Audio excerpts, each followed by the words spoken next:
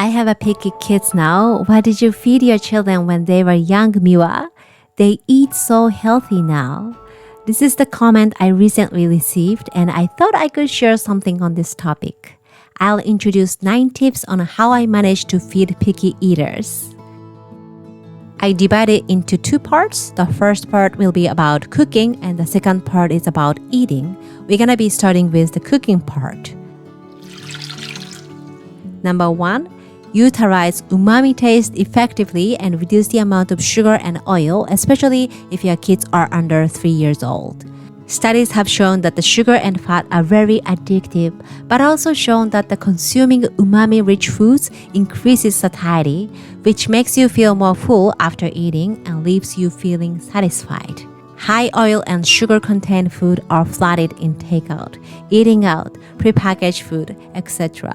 So at home, I try to use less sugar and oil. It doesn't mean I omit them entirely. That's impossible, especially since sugar is one of the essential elements in Japanese cooking. I try to use it in moderation as much as possible. The beauty of cooking at home is that we know exactly what's in it and everything is under our control. In Japanese cooking, we have a different variety of umami-packed soup stock called dashi in Japanese, such as kombu dashi, katsuo dashi, awase dashi, hoshitake dashi, the list goes on. Incorporating fermented food effectively is another way to create more depth in taste.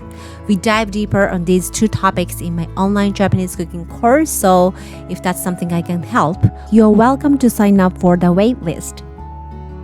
For those who want to try a couple of dashi-used recipe, I picked a couple miso soup recipes using dashi, so please find the recipe link in the description box below. Number 2, try many different approaches when it comes to cooking. For my case, there is one dressing my kids really love, which is onion carrot dressing. It's on my meal prep cookbook, by the way. Because they love dressing, every time I change up the vegetable, they usually devour them all.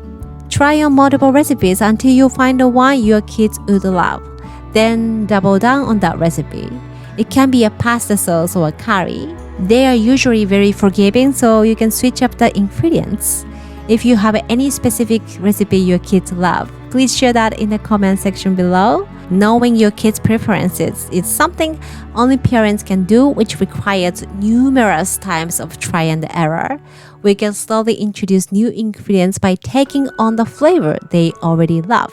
When my kids were small, they loved curry, so I chop up vegetable into small pieces and mix them into the curry.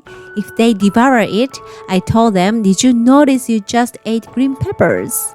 As they grow, I opt for even more variety of ingredients and make the vegetable in bigger pieces. As they grow, I opt for even more variety of ingredients and make the vegetable in bigger pieces so that they can slowly introduce themselves to unknown ingredients and accept them naturally. I put together a couple recipes which my kids liked when they were toddlers, so as always, feel free to find the link in the description box. Number 3, break the limiting belief. Try not to make an assumption that kids won't eat this specific food from the get-go. Even if kids reject certain food once, try multiple times in different phases. For example, I tried okra when they were toddlers and they spat it out. So I was keeping it away from them for years. But years later, they suddenly pick up the taste and texture. Now okra is their favorite. I was pleasantly surprised. Just remember, it takes time for kids to develop their taste buds, so just wait and never give up on introducing them. Number 4, enjoy seasonal vegetables. I can't stress this enough. By using seasonal ingredients will instantly level up your cooking skills. For example, in winter, we go through a lot of daikon radish since it's sweet, juicy, crisp, and tender, but I never really buy them in summer because it's sometimes bitter, dry, and fibrous. If kids try daikon radish for the first time in summer, they won't embrace the real taste of daikon radish. Number 5. Get kids involved in cooking or in the process of making it. We often make the rice bowls, sandwiches, and cookies together. Every time we make something, they eat more than they usually do simply because it's rewarding for them. Given the background, my kids hate mushrooms. Last year, we went to mushroom picking. My husband and I wanted to show them how the mushrooms grow and how to harvest them. We brought back mushrooms and just sauteed them with a bit of soy sauce. Kids surprisingly ate them. They are still not willing to eat mushrooms, but at least they had a moment to enjoy it. Now we are moving on to the eating part. Number 6. Cooking and food create a sense of belongings. Since I was little, it was my ritual to get family together and have dinner. We say itadakimasu when we eat. Itadakimasu in Japanese is the word of expression showing the appreciation for the food received and also to the person who made it. We had a conversation as long as we enjoyed the food. It repeated for years and years, and it created a place where I felt warmth and happiness. Eating is not just feeding ourselves, but also fueling the soul, which leads me to the next point. Point number 7, don't push kids to eat. I know this is hard. As a parents, we all want them to eat well-balanced food, but sometimes it comes from our ego without even noticing it. Have you ever heard this situation? If I took 1 hour to make this dinner, they would probably enjoy it.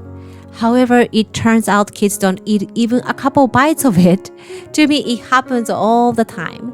If I keep telling them, you should eat this and that, it's going to create a negative experience on eating. We rather want them to feel that eating is fun, which will build up the good relationship with food, allowing them to benefit them lifetime. I constantly remind myself not to expect too much for kids to devour everything.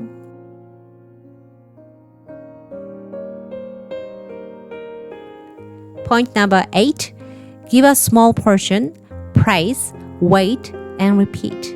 When my kids were toddlers, these 3 words were key to success. I was having a hard time letting them finish their plates, and one day I asked their teacher in nursery, and she told me, it's important to build up confidence by accomplishing small things. Back then, I was plating too much for them, and that was simply overwhelming. Once I started to give just a tiny bit of portions on their plate, it encouraged them to eat more.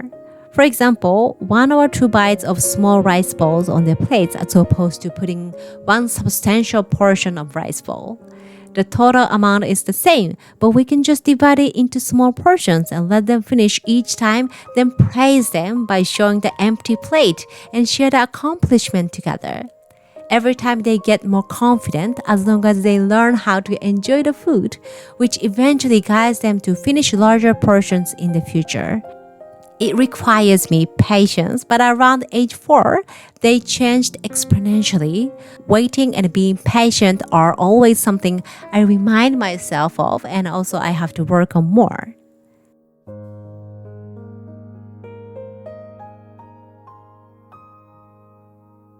Number 9, show kids you truly enjoy the food.